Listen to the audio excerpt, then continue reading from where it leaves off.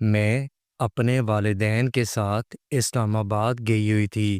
ہمارا کراچی والا گھر بالکل خالی تھا، جہاں میرا 17 سال کا بھائی یاسر گھر پر موجود تھا۔ ہم لوگ والد کی چھٹیوں کی وجہ سے اسلام آباد آئے ہوئے تھے۔ مجھے اسلام آباد دیکھنے کا بہت شوق تھا۔ والد نے 1 مہینے کی چھٹی لی۔ ہم لوگوں نے اسلام آباد کی خوب سیر کی۔ یہ سردیوں کا موسم تھا۔ ٹھنڈ کی وجہ سے میری طبیعت خراب ہونے لگی۔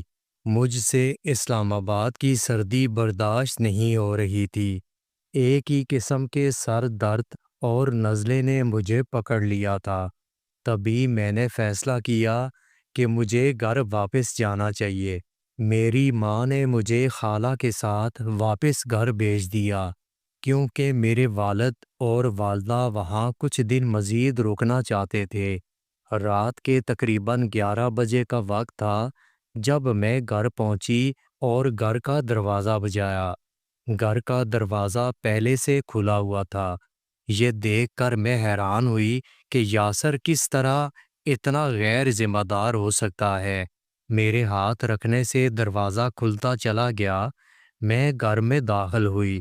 سارا گھر بکھرا ہوا تھا۔ بھائی کے کمرے سے مجھے بولنے کی آواز آ رہی تھی۔ بھائی کو میرے آنے کی کوئی خبر نہیں تھی۔ میں اچانک خالہ کے ساتھ گھر واپس آئی۔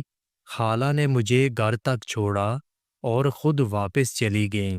پھر میں نے آہستہ سے دروازے سے اندر دیکھا تو یہ دیکھ کر میری حیرت کی انتہا نہ رہی کہ بھائی اپنے دوستوں کے ساتھ ایک لڑکی کو ہمارے گھر پر لایا تھا، اور اس لڑکی کے ساتھ وہ سب مل کر اسے باری باری اپنی ہوس کا نشانہ بنا رہے تھے، یا پھر وہ لڑکی اپنی مرضی سے یہ سب کروا رہی تھی۔ وہ لڑکی بستر پر ہر پردے سے آزاد لیٹی ہوئی تھی اور میرا بھائی اس کے ساتھ لگا ہوا تھا۔ مجھے یاسر سے یہ امید نہیں تھی۔ وہ دیکھنے میں اتنا شریف لڑکا نظر آتا، مگر اس کے کرتوت ایسے تھے کہ جسے دیکھتے ہی میرے پیروں کے نیچے سے زمین نکل گئی۔ پھر میں نے بیگ اتارا۔ میں نے اس وقت اس کمرے میں جانا مناسب نہیں سمجھا، کیونکہ ان لڑکوں نے بہت زیادہ نشہ کیا ہوا تھا۔ میں کچن میں آئی اور اپنے لیے کھانا بنانے لگی، کیونکہ مجھے زور کی بھوک لگی ہوئی تھی۔ پھر بھائی کے کمرے کا دروازہ ہلکے سے کھلا تو بھائی کا دوست حمید مجھے دیکھ چکا تھا، مگر اس نے بھائی کو کچھ بھی نہیں بتایا۔ ہم دونوں نے ایک دوسرے کو دیکھا، مگر میں نظریں چرا کر وہاں سے چلی آئی اور اسے یہ محسوس کروایا کہ مجھے کچھ بھی پتہ نہیں، کیونکہ حمید میرے بھائی کا بہت اچھا دوست تھا۔ وہ اکثر ہمارے گھر آتا جاتا تھا۔ مجھے پتہ نہیں تھا کہ حمید کے اندر ایک بھیڑیا چھپا ہوا تھا جو میرے وجود پر نظریں گاڑے ہوئے تھا اور موقع کی تلاش میں تھا۔ مگر رات کے اس پہر اس کا یہاں موجود ہونا مجھے عجیب لگ رہا تھا، کیونکہ میرے والد نے میری وجہ سے میرے بھائی کو سختی سے منع کیا ہوا تھا کہ اپنے دوستوں کو گھر پر لے کر نہ آیا کرو، کیونکہ میرے والد بہت سخت مزاج تھے اور بھائی کا یوں لڑکوں کو گھر میں لے کر آنا انہیں ہرگز پسند نہیں تھا۔ والد ہمیشہ مجھے کہا کرتے کہ جب بھی میرے بھائی کا کوئی دوست دروازے پر آئے تو میں ہرگز دروازے پر نہ جاؤں اور اپنا دوپٹہ سر پر لے لوں۔ میں نے کمرے میں آ کر کھانا کھایا اور اپنا موبائل چلانے لگی۔ تبھی آہستہ سے میرا دروازہ کھلا اور حمید اندر چلا آیا۔ حمید بہت عجیب حالت میں تھا۔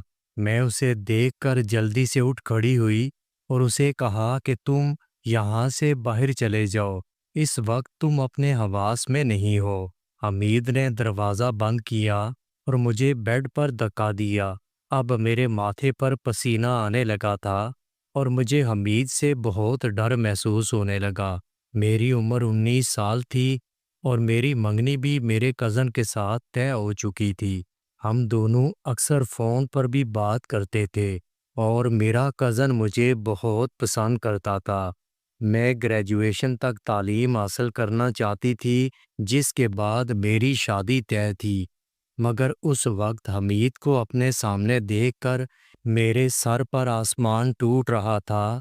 میں اپنے بھائی کو آواز دیتی رہی، مگر بھائی تو کسی اور لڑکی کے ساتھ مستیاں کرنے میں مصروف تھا۔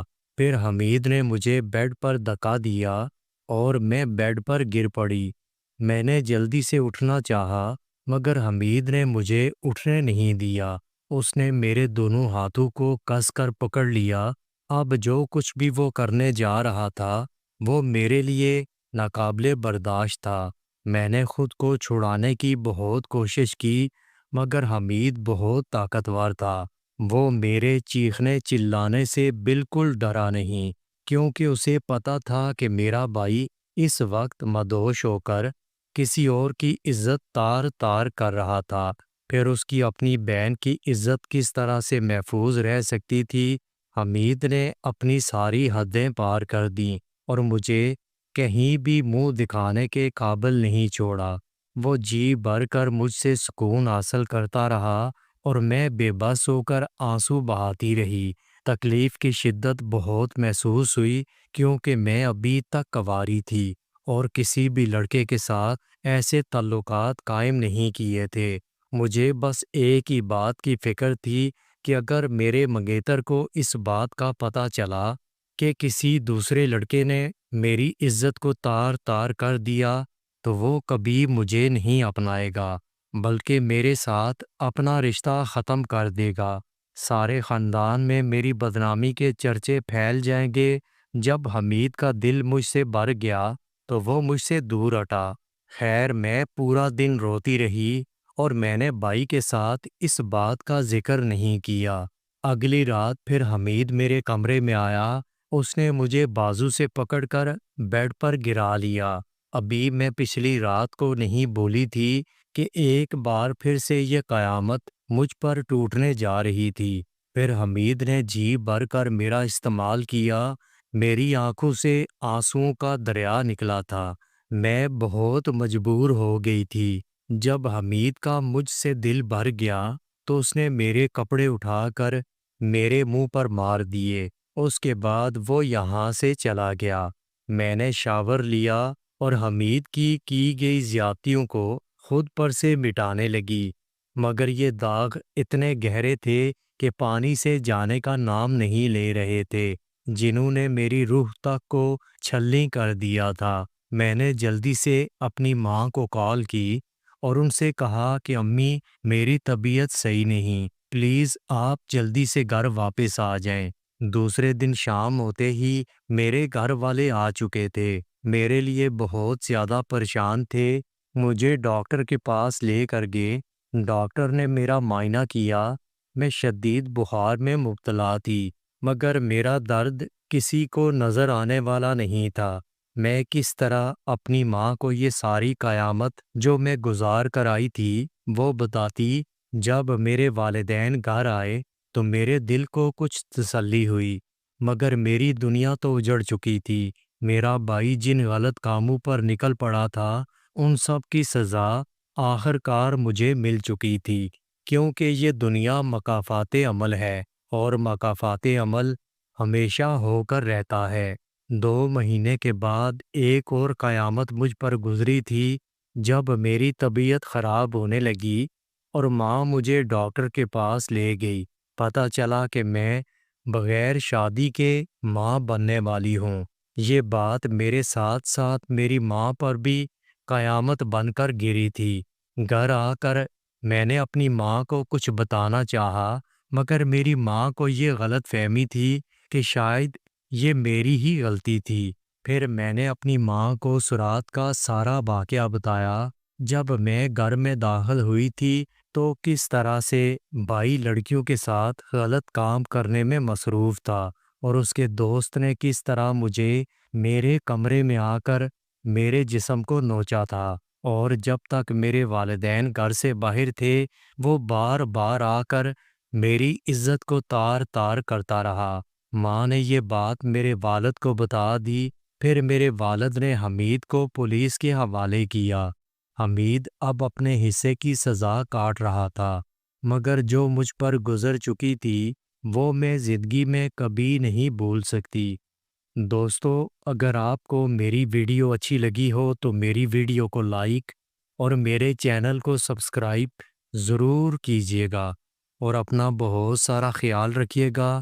ملتے ہیں اگلی ویڈیو کے ساتھ۔